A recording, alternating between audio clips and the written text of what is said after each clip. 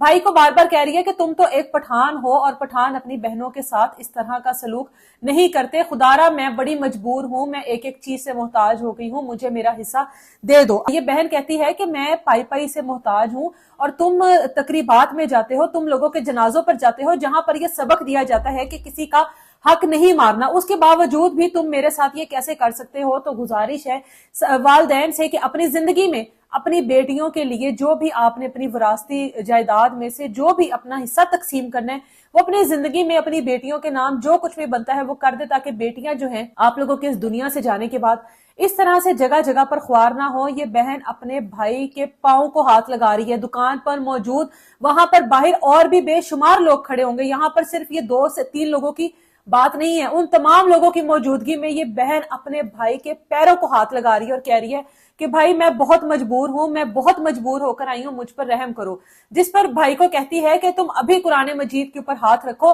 कि तुमने मुझे धोखा नहीं दिया, तुम अभी हलफ उठाओ, मैं बिना कोई बात किए यहां से चली जाऊंगी। अब लोग कहते हैं कि ये आप बहन भाइयों का मामला है, आप लोग इसको घर में तय करें। काश के इस भाई ने, जो कि अभी शर्मसार होने के बजाय, अभी यहाँ पर शर्मिंदा होने के बजाय इस बहन को ये 20 साल पहले ही ये सब कुछ कर चुका होता तो आज ये बात जो घर में तय होनी थी, ये मामला जो घरों में तय पाए जाने थे, आज दुकानों की दहलीजों पर ना आते।